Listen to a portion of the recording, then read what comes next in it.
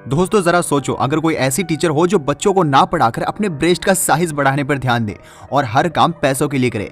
ऐसी मूवी आज हम देखने वाले हैं जिसका नाम है बैड टीचर। तो मूवी की शुरुआत में हम एक स्कूल को देखते हैं जहाँ एक फेयरवेल पार्टी चल रही थी। दरअसल ये फेयरवेल एक टीचर के लिए थी जिसका नाम एलिजाबेथ था। एलिजाबेथ की बहुत ही जल्द शादी होने वाली थी, इसलिए ये फेयरवेल रखा गया था। उसके बाद एलिजा अपने मंगेतर के घर आती है और देखती है उसका मंगेतर उसकी माँ के साथ बैठा हुआ है। उसके मंगेतर का नाम स्मिथ था। उसका मंगेतर उससे कहता है कि मैं तुमसे शादी नहीं कर सकता, तुम मुझसे प्यार नहीं करती, तुम सिर्फ मेरे पैसों से प्यार करती हो।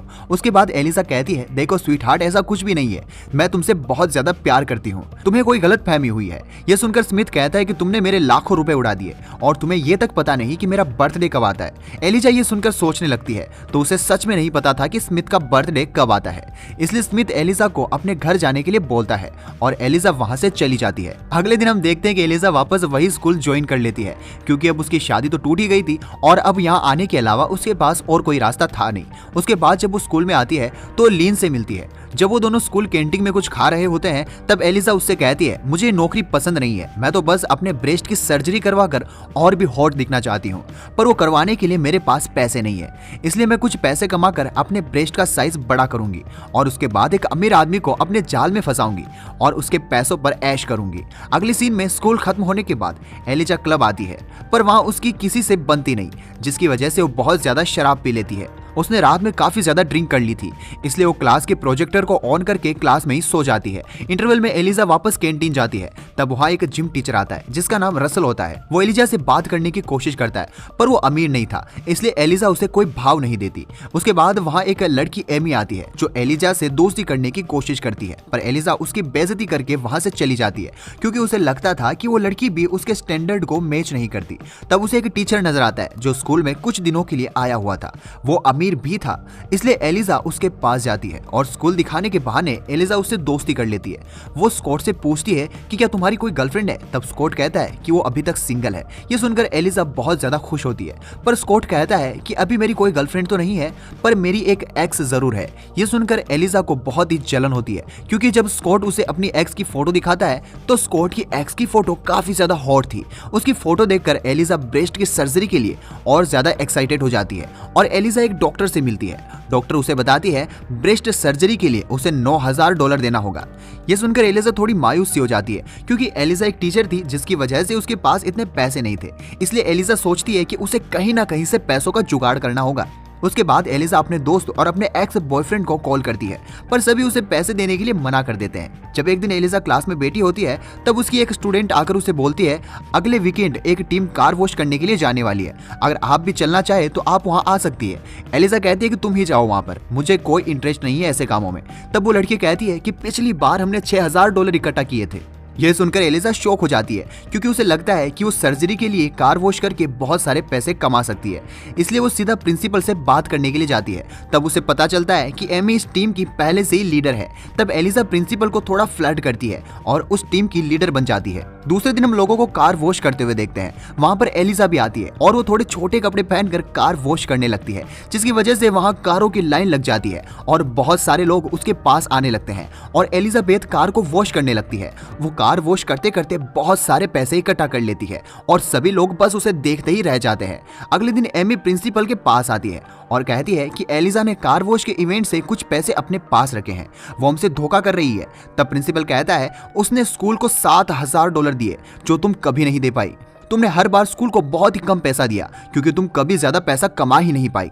ये सब सुनकर एमी को बहुत ही ज्यादा गुस्सा आ जाता है और एमी एलिजा को स्कॉट के सामने बेइज्जत करने का सोच लेती है। एक दिन जब एलिजा और स्कॉट बात कर रहे थे तब एमी वहां आती है और स्कॉट से एलिजा की ब्रेस्ट सर्जरी के बारे में बता देती है। ये बात एलिजा के अलावा ज्यादा लोगों को पता नहीं थी और एलिजा चाहती भी नहीं थी कि ये बात किसी को पता चले। ये सुनकर स्कॉट कहता है कि उसे ऐसे लोग पसंद है जो अपनी बॉडी का ख्याल रखते हो, मुझे इस बात से कोई तकलीफ नहीं है। ये सुनकर एलिजा भी बहुत ज्यादा खुश होती है। उसके बाद हम देखते हैं कि एलिजा के पास काफी पैसे आने लगे हैं। एलिजा पैसों के लिए अलग अलग काम करने लगी थी। कुछ पेरेंट्स चाहते थे कि टीचर्स उनके बच्चों पर थोड़ा ज्यादा ध्यान दे, इसलिए वो एलिजा को थोड़ा ज्यादा पैसा दे रहे थे।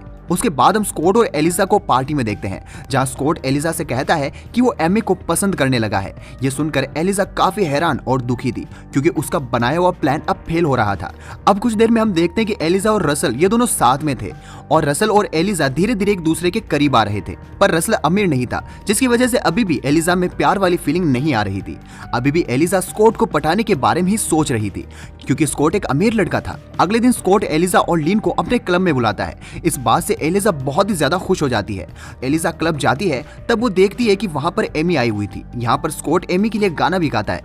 ये सब देखने के बाद एलिसा को बहुत ज्यादा गुस्सा आ जाता है, और वो लीन के साथ गुस्से में वहां से निकल जाती है। उसके बाद लीन एलिसा से कहती है कि स्कूल में एक टेस्ट होने वाला है। स्कूल में जिस भी टीचर की क्लास पढ़ने में अच्छी होगी उसे $5,700 मिलेंगे। अगर तुम अपनी क्लास को सही से पढ़ाओ तो तुम्हें वो सारे पैसे मिल सकते हैं, और उन पैसों से तुम अपने ब्रेस्ट की सर्जरी करवा सकती हो।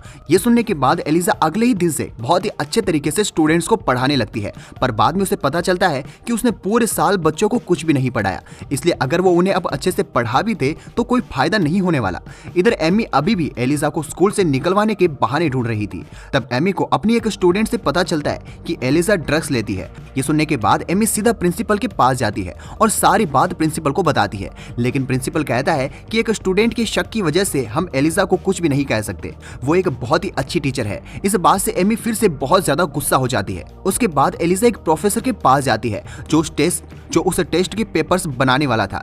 एलिसा उस टीचर को फ्लर्ट करने लगती है और उसे अपनी बातों में फंसाती है, और साथ ही उसकी ड्रिंक्स में नशे की गोलियां मिलाकर उसे बेहोश कर देती है।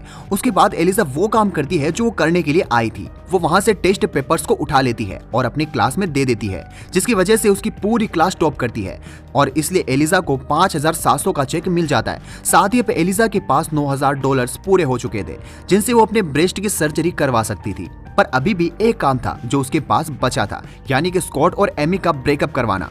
ये करने के लिए एलिसा एमी को एलर्जेटिक एप्पल्स खिला देती है, जिसकी वजह से कुछ टाइम के लिए एमी का चेहरा खराब हो जाता है और वो स्कूल पिकनिक पर नहीं आ पाती। उसके बाद जब एमी को ये सब पता चलता है कि ये सब उसके साथ एलिसा ने किया है, तो बहुत ज्यादा गुस्सा हो जाती है और सोच लेती है कि अब तो उसे एलिसा से बदला लेना ही होगा। इसलिए एमी एलिसा की क्लास डेस्क और अपनी क्लास डेस्क को चेंज कर देती है और एक आदमी से एलिसा की डेस्क का लोगो खुलवा लेती है।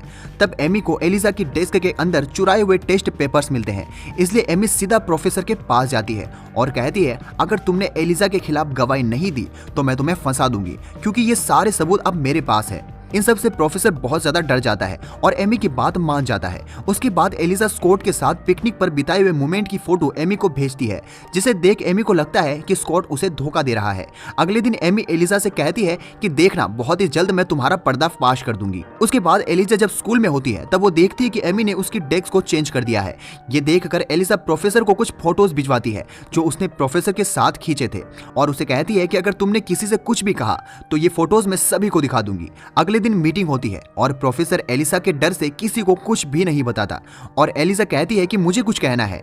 वो कहती है कि हमारे स्कूल में एक टीचर्स है जो ड्रग्स लेती है, पर मुझे उसका नाम नहीं पता। उसके बाद वहां पर पुलिस आती है और जब पुलिस तहकीकात करती है तो उसे एमी की क्लास में ड्रग्स मिल जाती है जो एलिसा की डेस्क में थी, जिसकी वजह से स्कूल वाले एमी का ट्रांसफर किसी और स्कूल में कर देते हैं।